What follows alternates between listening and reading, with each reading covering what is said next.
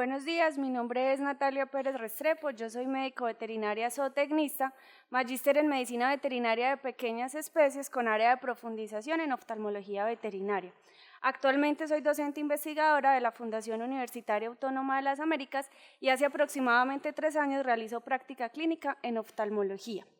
Bueno, entonces para empezar, la charla de hoy se titula Enfermedades oculares en caninos de diferentes razas, debido a que las enfermedades oculares es una de las causas más importantes en consulta en medicina veterinaria.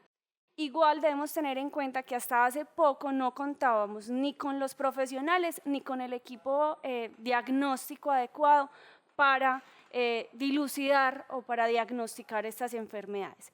Entonces, a partir de esta hipótesis o de esta condición, decidí realizar entonces en el año 2012 un estudio retrospectivo de las enfermedades oculares más frecuentes en la ciudad de Medellín, Colombia. Ese estudio se hizo entonces analizando 153 historias clínicas de caninos diagnosticados con enfermedad ocular. Para empezar entonces tengamos en cuenta que el ojo puede lesionarse por 2 motivos, por causas primarias o propias del ojo o por consecuencia de una condición sistémica. Debemos tener en cuenta también entonces que a pesar de que tenemos esos 2 tipos de causas, el ojo siempre tiene varias maneras de defenderse.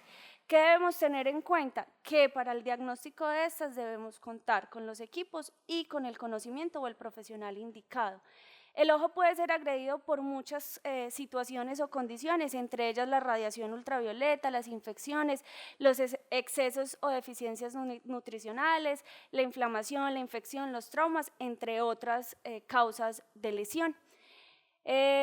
Algunos autores en los últimos años se han dedicado a estandarizar o a demostrar las susceptibilidades de las diferentes razas a sufrir ciertas enfermedades oculares, pero actualmente aquí en Medellín, Colombia, no sabemos con qué frecuencia tenemos estos pacientes o estas razas predispuestas a sufrir enfermedades oculares.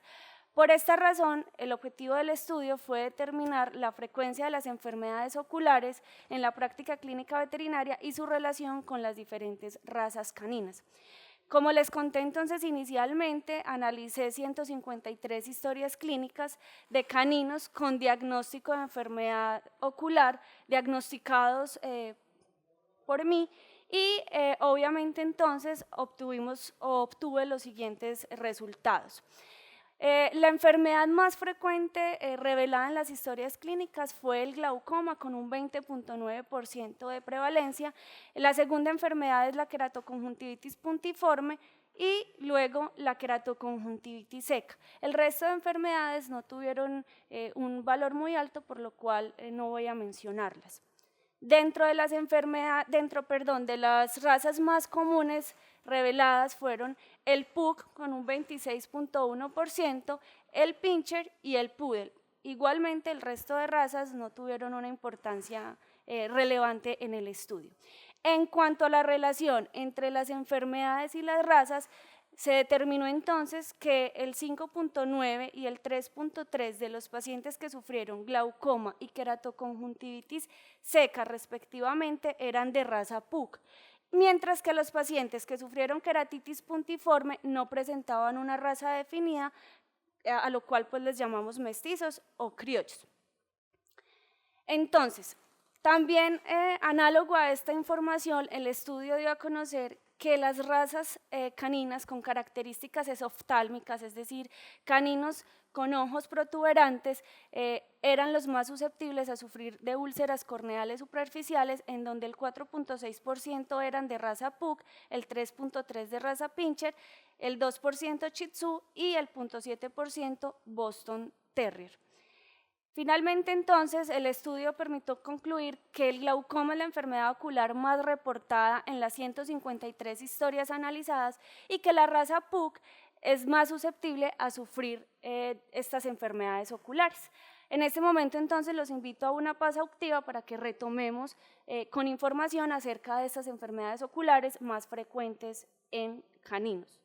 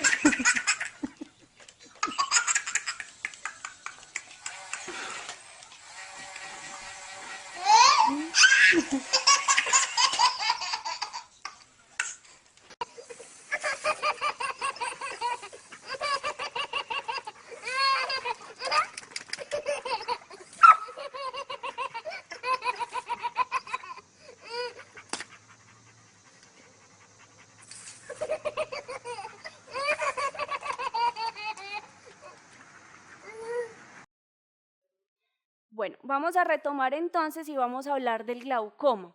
Entiendas el glaucoma como un conjunto de enfermedades que tienen en común un aumento de la presión intraocular o que mantienen una presión intraocular demasiado alta, lo que impide el correcto funcionamiento de la retina y el nervio óptico. Tengamos en cuenta que entonces para el caso de los caninos hablamos de un aumento de la presión intraocular cuando ésta supera los 25 milímetros de mercurio y en felinos cuando supera los 27 milímetros de mercurio. Para entender entonces y poder diagnosticar el glaucoma debemos conocer la dinámica de producción y drenaje del humor acuoso. Este entonces se produce en el cuerpo ciliar, específicamente en los procesos ciliares, a partir del ultrafiltrado del plasma. Y este se drena a través de dos vías, la tradicional que consiste en pasar a través de la malla trabecular ubicada en el ángulo iridocorneal y la vía uveoscleral en donde el humor acuoso atraviesa a la altura del espacio supraciliar. Actualmente entonces se conocen varias condiciones que generan cambios de la presión intraocular, entre ellas las condiciones circadianas, en donde en la mañana la presión tiende a aumentar y en las noches la presión disminuye, caso contrario sucede en los gatos. En cuanto a la edad, se sabe que a partir de los 7 años se disminuye la presión intraocular en 1 milímetro de mercurio por año de edad. En cuanto al flujo sanguíneo, pues hay varias condiciones en donde la deshidratación nos va a generar una disminución de la presión intraocular, pero condiciones como collares de ahogo que realicen presión sobre la yugular nos va a generar un aumento de la presión. Y los fármacos, la mayoría de anestésicos y sedantes nos generan una disminución en la presión intraocular, pero la ketamina es un medicamento que ya se ha demostrado que por el contrario aumenta la presión intraocular. Estas condiciones las debemos tener en cuenta para el momento del diagnóstico de la enfermedad. También debemos saber que hay varios tipos de glaucoma.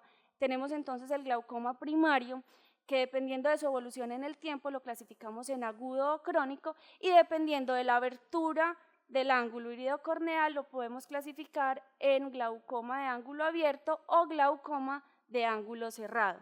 En el caso del glaucoma secundario es aquel consecuente a otras afecciones oculares como el caso de luxación de cristalino, uveitis, entre otras condiciones. Y el glaucoma congénito es aquel que padecen los pacientes desde el momento del nacimiento y generalmente en caninos es de ángulo abierto. Listo. Los signos clínicos evidentes en nuestros pacientes con glaucoma son una epiescleritis o congestión escleral marcada, edema corneal, en donde por el aumento de la presión esta estructura se distiende y vamos a tener presente lo que conocemos como estrías de Hub. También vamos a tener una pupila midriática y en algunos casos la luxación de cristalino que vemos aquí puede ser consecuencia del glaucoma. El diagnóstico de esta enfermedad lo hacemos a partir de tonometría. Hasta el momento contamos con 3 equipos dedicados a la medición de la presión intraocular y el que tenemos para nuestros pacientes se conoce como Tonovet, pero actualmente aquí en mi país no contamos con él y el costo del equipo es bastante elevado. El tratamiento entonces radicaría en tratar de encontrar la causa primaria del glaucoma, lo cual a veces no es posible, por lo tanto entonces recurrimos al tratamiento médico que lo realizamos pues con medicamentos antiglaucomatosos. En el mercado contamos con 3 grandes grupos de ellos que son los inhibidores de la anhidrasa carbónica, los análogos de las prostaglandinas y los betabloqueantes.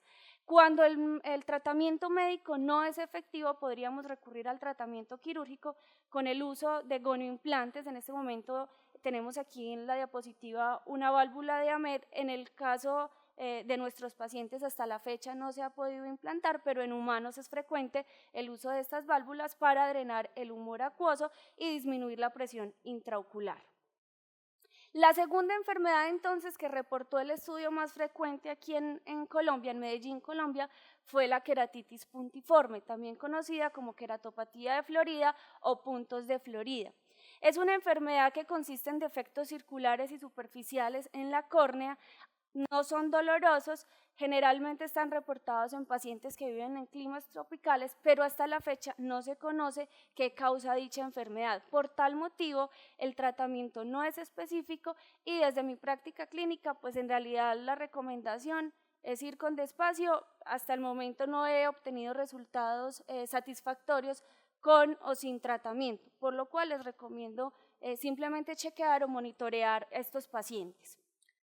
Finalmente, entonces, la tercera enfermedad reportada es la queratoconjuntivitis seca, que es un defecto en la córnea y en la conjuntiva, una inflamación crónica de la córnea y la conjuntiva debido a la disminución de la producción lagrimal. Debemos tener en cuenta que la lágrima o la película lagrimal cumple varias funciones fisiológicas, entre ellas proteger y nutrir la córnea. La etiología de esta enfermedad se le atribuye a varias condiciones, entre ellas al uso crónico de medicamentos como los AINES, específicamente el etodolaco en caninos. También se le atribuye a procesos quirúrgicos en donde hace unos años nuestros colegas o algunos colegas recomendaban retirar la glándula del tercer párpado y como consecuencia de esta cirugía podemos llegar a tener una queratoconjuntivitis seca. También puede deberse a procesos inmunitarios o autoinmunes, a traumas e infecciones crónicas. Los signos clínicos evidentes en esta condición es una córnea seca, opaca, pigmentada, que puede vascularizarse e incluso vamos a tener una secreción ocular mucosa muy marcada que puede contaminarse con bacterias y terminar pues, en un cuadro de conjuntivitis, epiescleritis, uveitis crónico.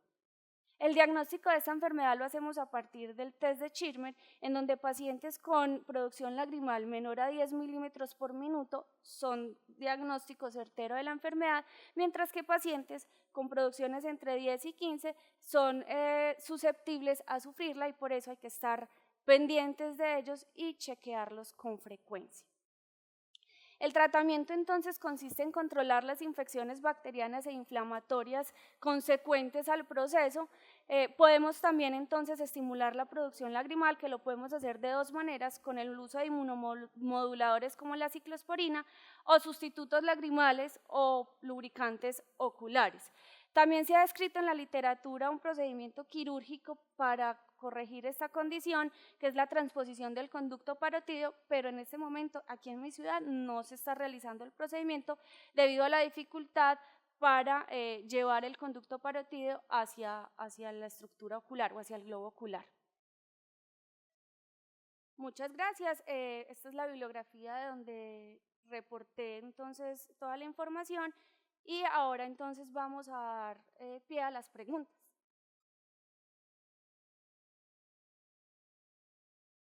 Al disminuir la presión intraocular, logramos controlar el dolor. En los casos concomitantes con uveitis, podemos usar esteroides tópicos, los cuales también nos van a ayudar en el manejo del dolor.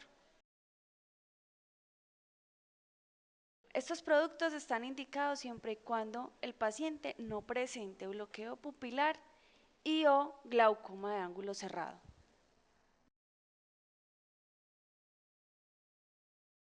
El uso de sulfas en pacientes con queratoconjuntivitis seca es con el fin de controlar la infección bacteriana secundaria, pero es importante recordar que dichos medicamentos son tóxicos para las células estromales de la córnea. Por lo tanto, pues ante la presencia de úlceras corneales no sería el medicamento de elección.